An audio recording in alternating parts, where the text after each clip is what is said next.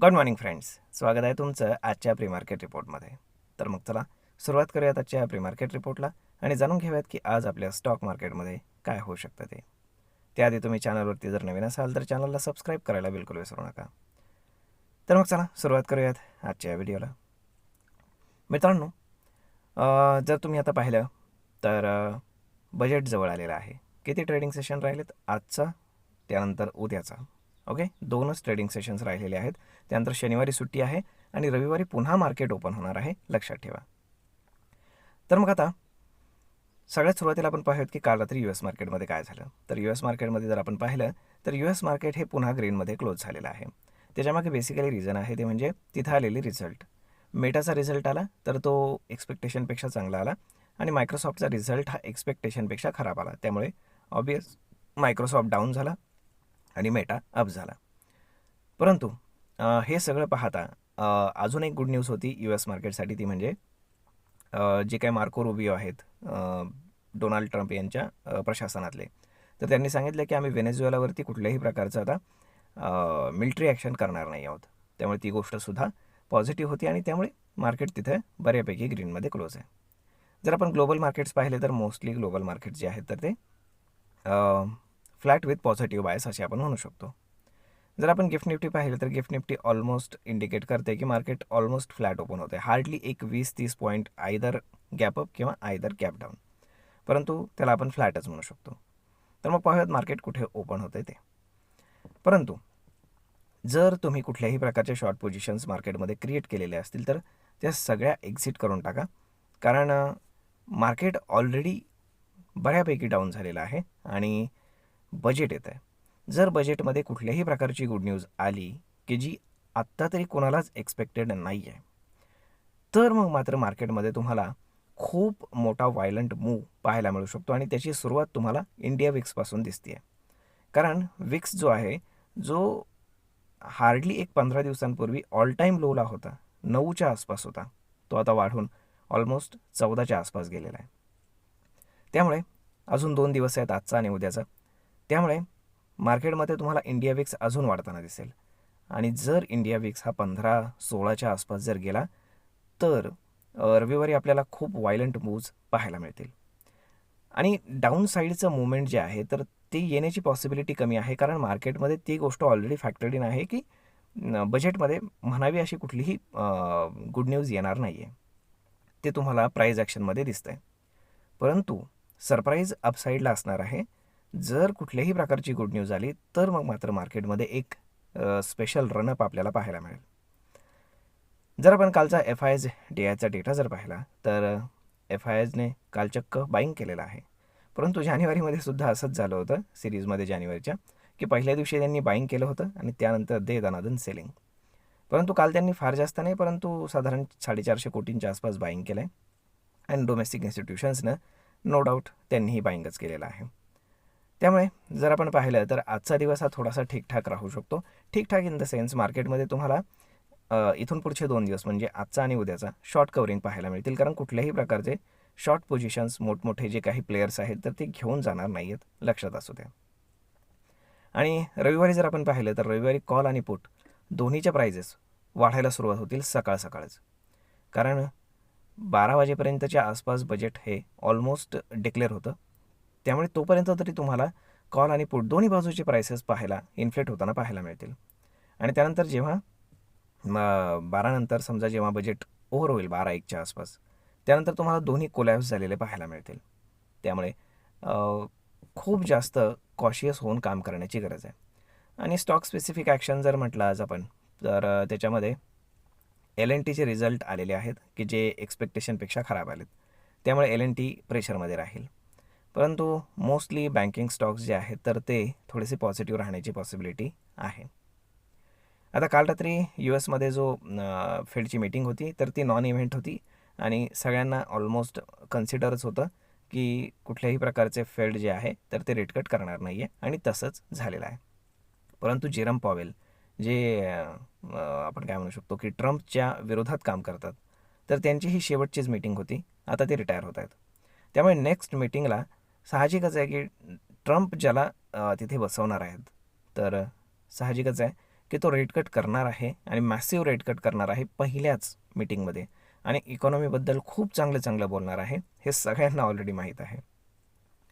परंतु तुम्ही एक गोष्ट लक्षात घ्या की हे सगळं जरी असलं ना तरी चांदी आणि सोनं याच्यामध्ये मात्र प्रचंड रणअप आपल्याला पाहायला मिळतं, की जी गोष्ट आपण काय म्हणू शकतो की बिलकुल एक्सपेक्टेड नाही आहे. रोज असं वाटतं की चांदी आणि सोन्याने टॉप बनवला आहे, परंतु दुसऱ्या दिवशी अजून 2-3% 2-3% ते इन्क्रीज होते.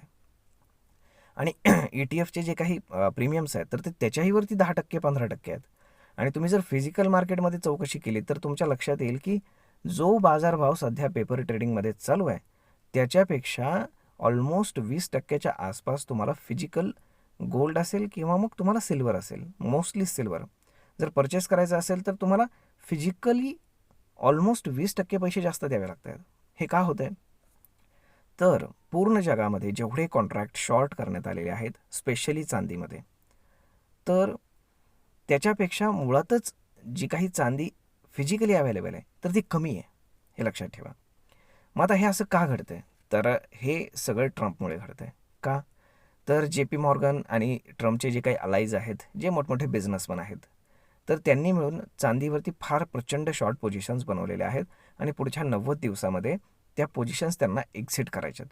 साहजिकच आहे, ते एकदम ते एक्झिट करू शकत नाहीत कारण प्रचंड मोठ्या पोझिशन्स आहेत. मग ते जसं एक्झिट करायला जात आहेत तसं भाव वरती चढत जातो आहे. ओके. आणि त्या तुलनेनं सप्लाय कमी झालेला आहे. आणि सप्लाय का कमी करण्यात आला आहे? तर सप्लाय चायनानं आर्टिफिशियली कमी केला आहे.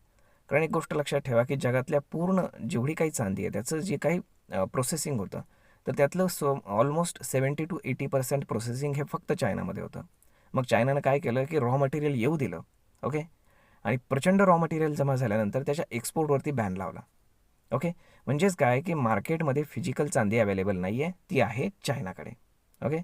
आणि जे काही कॉन्ट्रॅक्ट शॉर्ट करण्यात आलेत यूएसचे जे काही मोठमोठे फर्म्स आहेत त्यांच्याकडनं, तर ट्रम्पला धडा शिकवण्यासाठी यांनी चायनाने जे काही चांदी आहे त्याच्या एक्सपोर्टवरती बॅन केलं आहे आणि तिकडे जे काही शॉर्ट पोझिशन्स आहेत तर त्याचं टाईम बाउंड संपत येतो आहे आणि त्यामुळे त्यांना ते एनी हाऊ कव्हर करायचं आहे.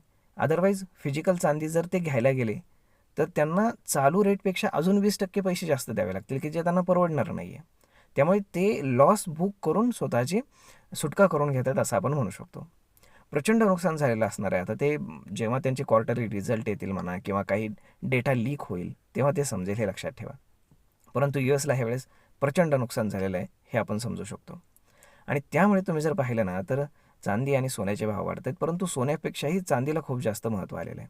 परंतु तुम्ही एक गोष्ट लक्षात ठेवा की आत्तापर्यंतची हिस्ट्री जर पाहिली तर गोल्ड आणि सिल्वरचे जे भाव जेव्हा ते करेक्शन यायला सुरुवात होते ना तर तेव्हा ऑलमोस्ट 80-90% पर्यंतचा सुद्धा फॉल आपल्याला त्याच्यामध्ये पाहायला मिळतो मित्रांनो. त्यामुळे बिलकुल चांदी आणि सोन्यावरती बुलिश राहू नका, कारण हे जे प्राईज वरती घेऊन गेलेले आहेत तर हे आर्टिफिशियली घेऊन गेलेत, हे सगळ्यांना माहीत आहे, लक्षात ठेवा. आणि आपण जे म्हणतो की आपल्या सेंट्रल बँक्स जे काही सोनं खरेदी करत आहेत, तर मित्रांनो आपण स्पेशली सोनं खरेदी करतो रशियाकडनं आणि रशिया ऑलरेडी मार्केट प्राईसपेक्षा 15 ते 20% कमी भावाने सोनं सेंट्रल बँकला देतो, म्हणजे आपल्या RBIला देतो. आणि असं असताना सुद्धा RBIनं ऑफिशियली डिक्लेअर केलं आहे जानेवारीमध्ये की आम्ही गोल्ड घेणं बंद केलेलं आहे, कारण सोन्याचे भाव एवढे वाढलेले आहेत की ते आता अफोर्डेबल राहिलेलं नाही आहे. मग तुम्ही विचार करा की हे किती दिवस टिकू शकतं. लवकरच याचा टॉप बनून मार्केटमध्ये सिल्वर आणि गोल्डमध्ये क्रॅश येऊ शकतो, लक्षात ठेवा. मग आता एवढं सगळं असताना सुद्धा US मार्केटमध्ये इन्फ्लेशन वाढले, सगळ्या गोष्टी झाल्यात, ट्रम्पने जे काही टॅरिफ्स लावले ते त्यांचेच लोक पे करत आहेत, हे सगळं माहीत असताना सुद्धा US मार्केट पडत का नाही? तर US कडे सगळ्यात जास्त गोल्ड रिझर्व्ह आहे. ओके. त्यामुळे काय झालं की जशी गोल्डची प्राईस इन्क्रीज होत चालली आहे तसं त्यांच्याकडे असणाऱ्या सोन्याची किंमतसुद्धा वाढत चालली आहे आणि ते सुद्धा GDPमध्ये इन्क्लूड असतं. त्यामुळे काय झालं आहे की त्यांचा GDP वाढलेला दिसतो. परंतु जेव्हा ही सोन्याची प्राईस कमी होईल, जेव्हा करेक्शन येईल, तेव्हा काय होणार? तर तेव्हा ती ऑटोमॅटिक ती वाढलेली सूज कमी होणार आणि त्याच्यामुळे प्रचंड नुकसान अमेरिकेला पुन्हा एकदा होणार. म्हणजे तुम्ही विचार करा की जे दिसते तसं नाही आहे, अजून फायनान्शियल क्रायसिस येणं बाकी आहे. पण यामध्ये भारताला फार जास्त नुकसान होणार नाही किंवा जे काही एशियन कंट्रीज आहेत लाईक चायना असेल, रशिया असेल, आपल्या बाजूचे जे काही लोक आहेत किंवा कंट्रीज आहेत तर त्यांना फार जास्त नुकसान होणार नाही आहे आणि भारतालाही फार जास्त नुकसान फिजिकली होणार नाही. हां, सेंटिमेंटली पाहिलं तर साहजिकच US मार्केट पडल्यावरती क्रॅश झाल्यावर आपल्याकडेही क्रॅश येणं स्वाभाविक आहे. परंतु फार जास्त क्रॅश आपल्याकडे येऊ शकत नाही. हार्डली 5 ते 10% क्रॅश येऊ शकतो. परंतु US मार्केटमध्ये एक प्रचंड मॅसिव्ह क्रॅश पेंडिंग आहे की जो मे बी ट्रम्पमुळे येण्याची पॉसिबिलिटी आहे. लगेच नाही, परंतु त्याला थोडा वेळ लागणार आहे. काही क्वार्टर्स जावे लागतील आणि जेव्हा बराचसा डेटा बाहेर येईल तेव्हा या सगळ्या गोष्टी आपल्याला पाहायला मिळतील. तर मग पाहूयात की आज आता आपलं बजेट हा एक मोठा इव्हेंट आहे आपल्याकडे. त्यावेळेस काय घडतं आहे त्याला फार जास्त महत्त्व आहे. जर बजेटनंतर जर आपलं मार्केट वर जाऊ शकलं नाही तर मग आपल्याकडे कुठलाही मोठा थर्स्ट किंवा कुठलाही मोठा इव्हेंट नाही आहे की जो मार्केटला एवढा वरती घेऊन जाऊ शकतो. त्यामुळे होप सो निर्मला सीतारामन यांनी काहीतरी असा डिसिजन घ्यावा की जेणेकरून स्टॉक मार्केट खुश व्हावं, हीच अपेक्षा. तर मग पाहूयात काय होतं ते. तर होप सो सगळं काही व्यवस्थित व्हावं हीच आपली अपेक्षा. तर मग मित्रांनो, हा व्हिडिओ, ही माहिती तुम्हाला कशी वाटली हे तुम्ही आम्हाला कमेंट करून नक्कीच सांगा. आणि जर आवडली असेल तर आपल्या जवळच्या मित्रमंडळींसोबत देखील हा व्हिडिओ तुम्ही शेअर करायला विसरू नका. धन्यवाद.